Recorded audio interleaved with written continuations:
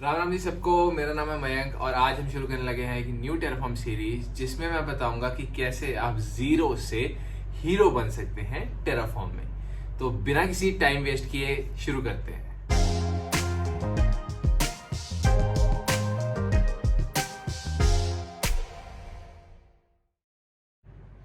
तो सबसे पहले हम जान लेते हैं कि टेराफॉर्म एक्चुअली में होता क्या है। अगर आप ध्यान से देखो तो टेराफॉर्म कुछ भी नहीं है, बट टेराफॉर्म एक आईएसी टूल है। आईएसी बोले तो infrastructure as a code tool. तो हम इसको infrastructure as a code tool क्यों बोलते हैं? इसको हम infrastructure as a code tool इसलिए बोलते हैं बिकॉज इसकी मदद से हम एक नया इंफ्रा प्रोविजन कर सकते हैं। अभी नया इंफ्रा प्रोविजन करने का क्या मतलब हुआ? नया इंफ्रा प्रोविजन करने का मतलब कि हमारे पास right now we have nothing. अभी हमारे पास कुछ भी नहीं है। नथिंग से हम कुछ समथिंग बनाएंगे। बट अभी क्वेश्चन आएगा कि नथिंग से समथिंग कैसे बनाएंगे, राइट? नथिंग से समथिंग हम बनाएंगे with the help of terraform config file. So terraform config file बहुत इंपॉर्टेंट पार्ट है टेराफॉर्म का, क्योंकि ये हमें अलाउ करती है, allows us to declaratively define infra. मेरी हैंडराइटिंग थोड़ी गंदी है, मैं थोड़ा उसको बाद में इम्प्रूव करके लिख दूंगा, बट आई होप आप लोगों को समझ आ रहा होगा। नहीं आ रहा तो मुझे बताओ कमेंट्स में, ताकि मैं इसको इम्प्रूव कर सकूं। ओके, तो अभी हमें पता है कि ये हमें क्या बोलते हैं, उसको डेक्लेरेटिवली डिफाइन करने देता है अपना इंफ्रास्ट्रक्चर। किसमें? हमारी, इसको बोलते हैं हम TF कॉन्फिग फाइल में। अभी TF कॉन्फिग फाइल है, ठीक है। अभी TF कॉन्फिग फाइल है क्या? This is nothing but human readable config, जो मशीन को बताती है क्या करना है। तो मैं अगर सपोज मैं चाहता हूं कि मेरे पास एक इंफ्रास्ट्रक्चर क्रिएट हो जिसमें एक AWS EC2 इंस्टेंस हो, और दूसरी तरफ मेरे पास एक लेट्स से उससे रिलेटेड एक VPC हो, एक उसका सिक्योरिटी ग्रुप हो, राइट, एक्सेट्रा एक्सेट्रा। तो वो हम बाद में बात करेंगे वो सारे कैसे बनाते हैं। तो उसमें अगर मशीन को बोलना है तो मशीन में I would need to write code, right. But अगर मैं चाहता हूँ कि एक बहुत ही सिंपल टर्म्स में, ह्यूमन रीडेबल फॉर्मेट में मुझे एक वो कॉन्फ़िग मिल जाए, तो वो कैसे मिलेगी? वो मिलेगी मुझे TF कॉन्फ़िग से। इसको मैं हाईलाइट भी कर देता हूँ, TF कॉन्फ़िग से, ठीक है। तो इसमें हम एक यू कैन से हम एक टर्म यूज करते हैं डे वाइज की। तो इट्स लाइक डे वन पे अपने पास नथिंग है, डे वन पे खाली है हम, ठीक है। तो डे वन पे हमारे पास कुछ भी नहीं है। तो इसके लिए टेराफॉर्म क्या करता है? टेराफॉर्म में 3 कमांड्स हैं। तो 3 कमांड्स बहुत अच्छे से याद कर लेना, बिकॉज यही 3 कमांड्स हैं जो that cover up like 95% of Terraform. जिस बंदे को ये 3 टर्म्स पसंद, आई मीन समझ आ गई, उसको पूरी टेराफॉर्म समझ आ जाती है। बट अगर ये 3 बेसिक्स नहीं समझ आए तो कुछ समझ नहीं आएगा। तो पहली चीज क्या है? रिफ्रेश। तो रिफ्रेश में क्या करता है कि जो टेराफॉर्म है, टेराफॉर्म रियल वर्ल्ड में जाके देखता है, रियल वर्ल्ड व्यू देखता है। तो वो रियल वर्ल्ड व्यू देखता है कि एक्चुअली में रियल वर्ल्ड में क्या है। फॉर एग्जाम्पल, अगर मैं चाहता हूं कि एक VPC क्रिएट होना चाहिए, राइट, एक EC2 इंस्टेंस क्रिएट होना चाहिए, तो क्या अभी राइट नाउ वो क्रिएटेड है कि नहीं है? तो this is what refresh does. Now coming to second, जो है प्लान। तो प्लान क्या करता है? प्लान बोलता है कि अच्छा अभी रियल वर्ल्ड में जो है सो है, वो तो रिफ्रेश ने देख ही लिया। जो रियल वर्ल्ड में था वो रिफ्रेश ने देख के कंफर्म कर दिया, राइट।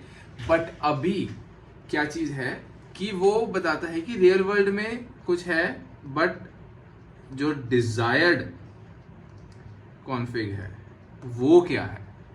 ठीक है, क्या मैं ऐड करूंगा, क्या मैं सब्ट्रैक्ट करूंगा, ताकि उसको एक we can say desirable term पे पहुंचा पाऊं।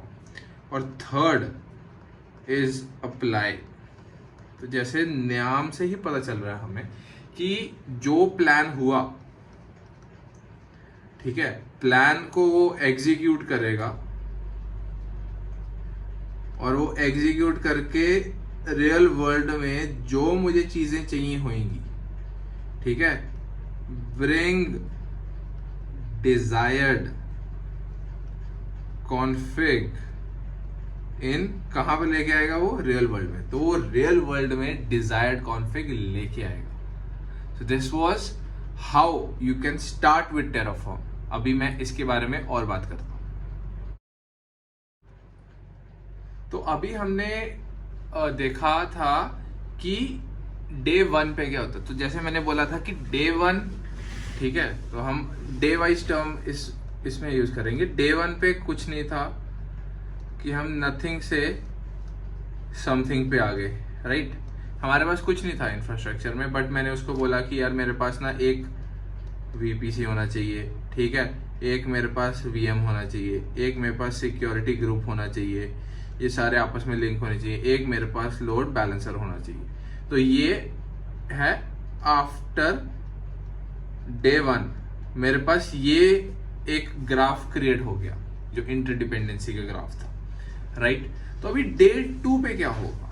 तो डे 2 पे मैं बोलता हूं कि यार इसमें ना ऐसा करो कि जो ये वीएम है, ठीक है, तो एक सेकेंड, इसको हम, अरे नहीं भाई इतनी बड़ी नहीं चाहिए, छोटी सी दे दो। हाँ, तो पहले यार मैं इस सब में ना थोड़ा सा नया हूं, तो प्लीज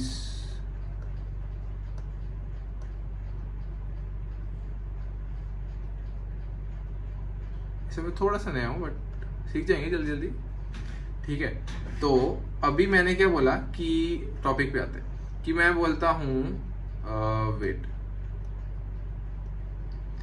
कि अभी मेरा मॉनिटर जो है इसके अंदर मॉनिटर ऐड कर दो एक, ठीक है, और एक इसमें डीएनएस ऐड कर दो, इसमें एक सीडीएन भी ऐड कर दो। तो ये मैंने उसको डे 2 पे बोला। तो इसको हम डे 2 को हम बोल सकते हैं, तो डे 2 पे हम क्या कर रहे हैं, हम उस चीज को इवॉल्व कर रहे हैं, ठीक है। अब वी ऑल नो कि evolution is a never ending process, वो चलता ही रहेगा, ठीक है। तो इसमें अगर आप एक चीज देखोगे कि जो डे 1 है, day 1 is kind of identical to day 2। तो ये सारे चीज तो वैसी की वैसी ही आएगी। तो जब सबसे पहले हम गए रिफ्रेश करने, ठीक है, तो रिफ्रेश में उसने क्या देखा कि भाई ये कि जो ये सारी टर्म है हमारी, ये ऑलरेडी एग्जिस्ट करती है, यहां पर हम देख सकते हैं, ठीक है, और ये नहीं है। तो प्लान आया, प्लान कहता अच्छा मॉनिटर नहीं है, डीएनएस नहीं है, सीडीएन नहीं है, तो कोई नहीं, इसको ऐड करने के लिए मुझे ये XYZ चीजें लगेंगी, राइट। तो XYZ चीजें कहां से आएंगी, वो प्लान में आएंगी। तो जब प्लान हो गया तो उसके बाद क्या रन होगा, करेक्ट, अप्लाई रन होगा। तो अप्लाई रन करते वक्त हम क्या करेंगे कि जो भी उसमें ऐड करना होगा वो उसको ऐड करके रियल वर्ल्ड को बना देगा किसकी तरह, डिजायर्ड वर्ल्ड जो हम चाहते हैं, ठीक है। सो इसका साइकिल अगर आपको याद करना है तो इट इज नथिंग बट, तो ओके अभी मैं डेज के उस पे चल रहा हूं, तो इसी सिमिलरली डे 1 डे 2 डे 3 कुछ ना कुछ चलता रहेगा यार, एवोल्यूशन इज नेवर एंडिंग। तो डे n जिसको हम बोल सकते हैं कि मैंने एक टेस्ट एनवायरनमेंट क्रिएट किया था, but now I don't need those resources, now I can उसको बस हो गया मेरा काम, अभी मेरी कॉस्ट बढ़ रही है भाई, बंद करो उसको। तो उसके लिए मैं क्या करूँगा, उसके लिए मैं डिस्ट्रॉय रन करूँगा, ठीक है, डिस्ट्रॉय। तो डिस्ट्रॉय क्या है, destroy is nothing, it is like a special kind of apply, ठीक है। तो इसमें क्या होगा, वो स्पेशल काइंड ऑफ अप्लाई है, कैसे है, क्योंकि इसमें वो डीकमीशन करता है जो भी चीज़ें आपने बनाई थी। डीकमीशन कैसे करता है, वो जाके चेक करता है कि ए बी सी थे वहां पे, नाउ